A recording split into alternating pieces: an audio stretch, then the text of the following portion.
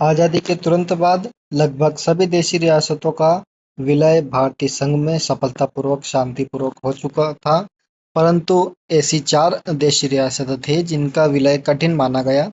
वे चार रियासतें थी जूनागढ़, हैदराबाद, जम्मू कश्मीर और मणिपुर की। तो हम देख रहे हैं कक्षा 12वीं की पॉलिटिकल साइंस राजनीति विज्ञान की सेकंड बुक भारत की राजनीति का फर्स्ट चैप्टर राष्ट्र निर्माण की चुनौतियां। तो हम इसका पार्ट 2 देख रहे हैं। हमने पिछले पार्ट 1 में 3 टॉपिक्स को हल कर लिया है, जिसमें बहुत सारा हमने लगभग आधे चैप्टर को कंप्लीट कर लिया है। अब बाकी का चैप्टर हम इस वीडियो में देखने वाले हैं। तो टॉपिक 4 से स्टार्ट कर रहे हैं हम। देशी रियासतों का विलय। रियासतों की समस्या। ब्रिटिश भारत दो भागों में बटा हुआ था।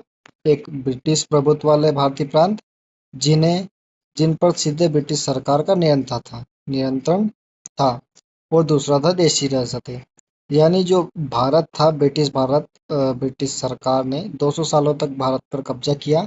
तब भारत दो भागों में बटा हुआ था, ब्रिटिश प्रभुत्व और देशी रियासतें।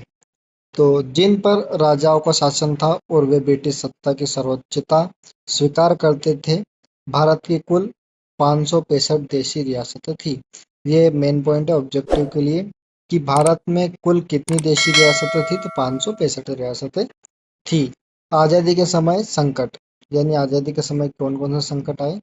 तो अंग्रेजों ने घोषणा की कि भारत से ब्रिटिश शासन समाप्त होने के साथ ही रियासतों पर से ब्रिटिश सर्वोपरिता भी समाप्त हो जाएगी। इसका मतलब था कि सभी 565 रियासतें कानूनी रूप से स्वतंत्र हो जाएगी।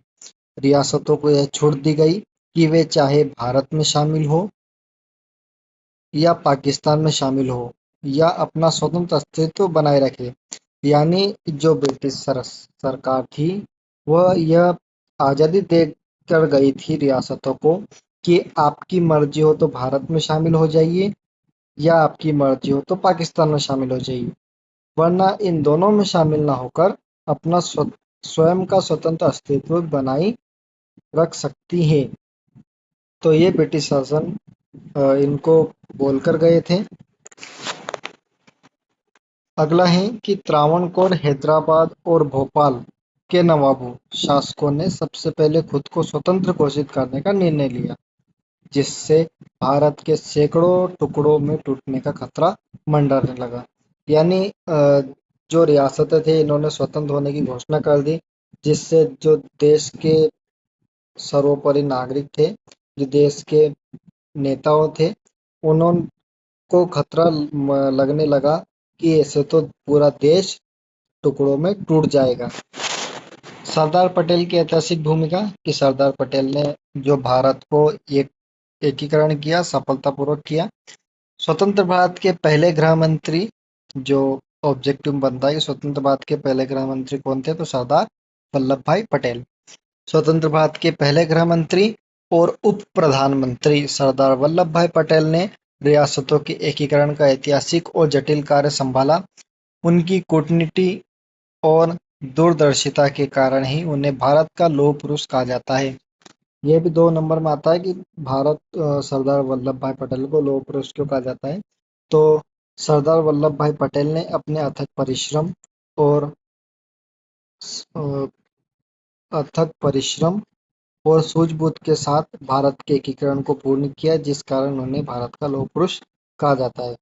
तो भारत सरकार का दृष्टिकोण क्या था? मुख्य 3 बातें कौन सी थी? जनता की इच्छा। अधिकांश रियासतों की जनता भारतीय संघ में शामिल होना चाहती थी। यानी जो रियासतें थी, उनकी जो जनता होती थी, वो चाहती थी कि हमें भारतीय संघ में शामिल होना है, हम भारत में ही शामिल होंगे। लचीला रूप। भारत सरकार स्वायत्तता देने के मामले में लचीला रूप अपनाने को तैयार थी। संप्रभुता और क्षेत्रीय अखंडता। विभाजन की पृष्ठभूमि में देश की सीमाओं का सीमांकन और क्षेत्रीय अखंडता सर्वोच्च प्राथमिकता थी। सहमति पत्र क्या था? तो रियासतों के शासकों ने जिस कानूनी दस्तावेज पर हस्ताक्षर करके भारतीय संघ में शामिल होने की सहमति दी, उसे इंस्ट्रूमेंट ऑफ एक्सेशन कहा जाता है। ये भी ऑब्जेक्टिव में बनता है, 2 नंबर में बनता है कि इंस्ट्रूमेंट ऑफ एक्सेशन से आप क्या समझते हैं। तो इसकी डेफिनेशन हो जाएगी कि रियासतों के शासकों ने जिस कानूनी दस्तावेज पर हस्ताक्षर करके भारतीय संघ में शामिल होने की सहमति दी, उसे इंस्ट्रूमेंट ऑफ एक्सेशन कहा जाता है। बढ़ते अगले टॉपिक की तरफ, जो है टॉपिक 5, कठिन रियासतों का भारत में विलय। केस स्टडीज के अ, यानी जो हाई लेवल की एजुकेशन होती है उसमें भी यह आता है।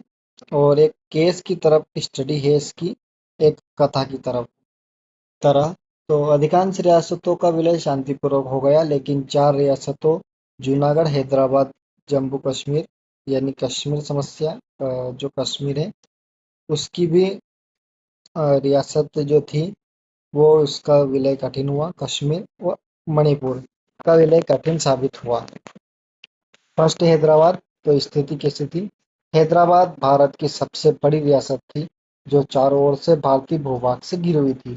यानी जो देश है, पूरा देश भारत, उसकी सबसे बड़ी रियासत हैदराबाद की थी। शासक, यहाँ के शासक को निजाम कहा जाता था, जो दुनिया के सबसे अमीर व्यक्तियों में से एक था। वह हैदराबाद को एक स्वतंत्र राज्य बनाना चाहता था। यानी जो यहाँ के निजाम की इच्छा थी कि वे अपनी रियासत को स्वतंत्र राज्य के रूप में बनाना चाहें। जो इसके निजाम थे, फिर है जन आंदोलन। तो हैदराबाद की जनता, विशेषकर तेलंगाना के किसान और महिलाएं, निजाम के अत्याचारी शासक के खिलाफ उठ खड़ी हुई। जो हैदराबाद की जनता थी, विशेषकर तेलंगाना, यानी जो तेलंगाना राज्य अब बना है नया 2019 में, तो जो वो क्षेत्र है वह हैदराबाद की रियासत में शामिल था। तो उस क्षेत्र के लोगों और महिलाओं ने और किसानों ने निजाम के अत्याचारी शासन के खिलाफ कदम उठाए। तो रजाकार, जो हैदराबाद के निजाम थे, उन्होंने अर्धसैनिक बल रजाकार को रखा। तो निजाम ने आंदोलन को कुचलने के लिए अपने अर्धसैनिक बल को भेजा, जिन्हें रजाकार कहा जाता था। रजाकार अत्यंत अत्याचारी और सांप्रदायिक थे। सैन्य कार्यवाही। तो ऑपरेशन पोलो, भारत सरकार द्वारा चलाए गए ऑपरेशन को ऑपरेशन पोलो कहा गया, नाम दिया गया। सितंबर 1948 में भारतीय सेना ने हस्तक्षेप किया और कुछ दिनों की लड़ाई के बाद निजाम ने आत्मसमर्पण कर दिया। इस प्रकार हैदराबाद का भारत में विलय हुआ। तो ये जो टॉपिक है पूरा आप अच्छे से पढ़ लें।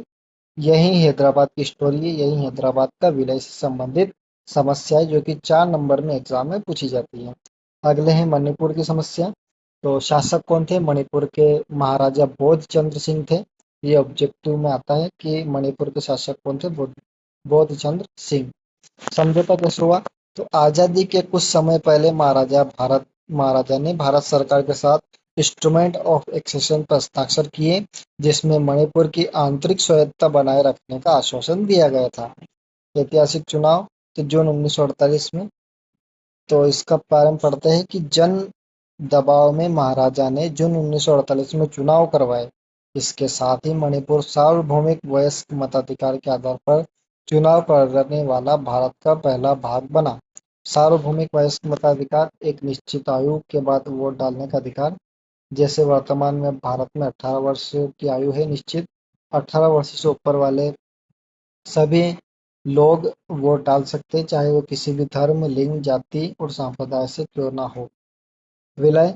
तो मणिपुर की विधानसभा में विलय को लेकर तीखे मतभेद थे, लेकिन भारत सरकार ने सितंबर 1949 में महाराजा पर दबाव बनाकर विलय पत्र पर हस्ताक्षर करवा लिए, जिससे मणिपुर काफी असंतोष पैदा हुआ।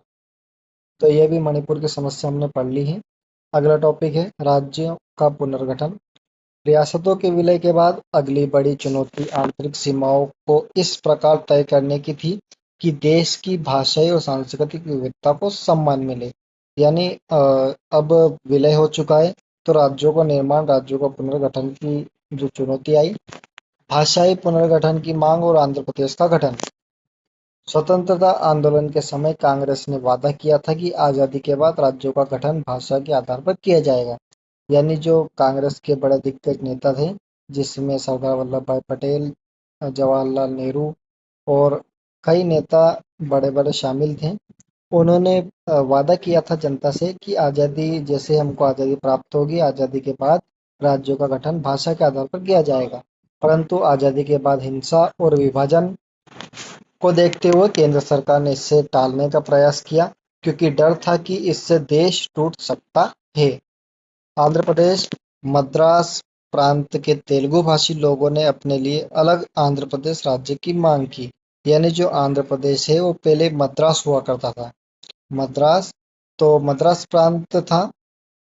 तो इस प्रांत के तेलुगु भाषी लोगों ने अपने लिए अलग आंध्र प्रदेश राज्य की मांग की।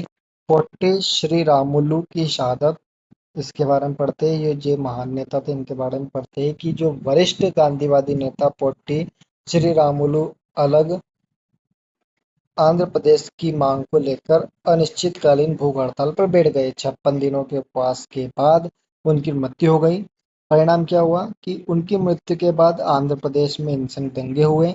मजबूरी में प्रधानमंत्री नेहरू ने दिसंबर 1952 में आंध्र प्रदेश नाम से भाषा के आधार पर पहले राज्य के गठन की घोषणा की। यानी उनका ही प्रयासों से भाषा के आधार पर पहला राज्य आंध्र प्रदेश का निर्माण हुआ। तो ये भी ऑब्जेक्टिव में पता है कि पहला राज्य भाषा के आधार पर कौन सा बना, तो आंध्र प्रदेश बना 1952 में। राज्य पुनर्गठन आयोग तो स्थापना कब हुई? आंध्र प्रदेश के गठन के बाद देश के अन्य भागों से भी भाषाई आधार पर राज्यों की मांग उठने लगी। इसके लिए केंद्र सरकार ने 1953 में राज्य पुनर्गठन आयोग का गठन किया। तो ये भी ऑब्जेक्टिव बनता है कि राज्य पुनर्गठन आयोग का गठन कब किया गया? 1953 में। अध्यक्ष कौन थे? इसके अध्यक्ष न्यायमूर्ति फजल अली थे।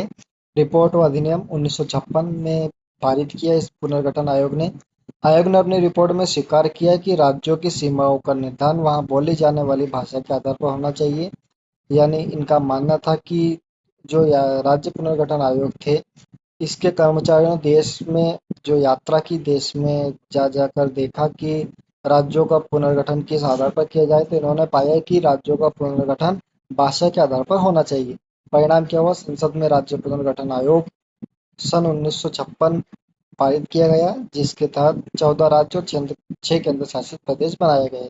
यानी जब इसने 1956 में जो प्रस्ताव रखा देश की संसद के सामने, तो जिसके तहत 14 राज्य और 6 केंद्र शासित प्रदेश बनाए गए पहली बार में।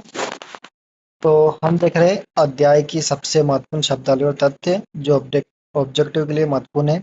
भाग्य व दूसरे चिर प्रतीक्षित भेंट 14-15 अगस्त 1947 की रात, आधी रात को जवाहरलाल नेहरू द्वारा दिया गया ऐतिहासिक भाषण, जिसे भाग्य व दूसरे चिर प्रतीक्षित भेंट ट्रस्ट विद डेस्टिनी कहा जाता है। द्विराष्ट्र सिद्धांत क्या है? तो मुस्लिम लीग द्वारा प्रतिपादित सिद्धांत, जिसके अनुसार भारत हिंदू और मुस्लिम दो अलग राष्ट्र बने। तो ये द्विराष्ट्र सिद्धांत है, इसके बारे में पढ़ा हमने।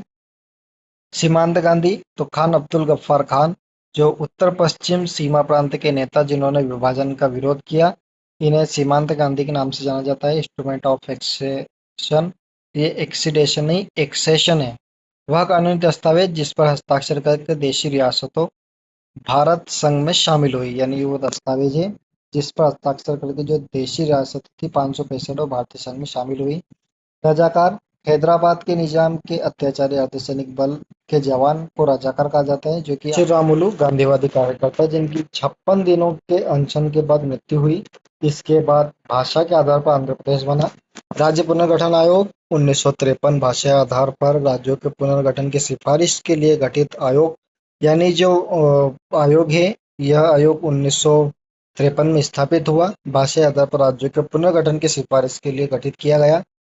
और प्रथम भाषाई राज्य, यानी वह राज्य जो प्रथम भाषा के आधार पर जिसका निर्माण किया गया, तो वह है आंध्र प्रदेश। दिसंबर 1952 में घोषणा, 1953 में गठन। यानी 1952 में घोषणा कर दी गई थी कि राज्य आंध्र प्रदेश को भाषा के आधार पर विभाजित किया जाएगा, और 1953 में आंध्र प्रदेश का गठन हो चुका है। तो यहाँ पे हमारा चैप्टर पूरा हो चुका है। अगर वीडियो अच्छी लगे तो वीडियो को लाइक, चैनल को सब्सक्राइब एंड दोस्तों के साथ शेयर जरूर करें। Thanks for watching. मिलता है अगली वीडियो में, तब तक के लिए जय हिंद जय भारत।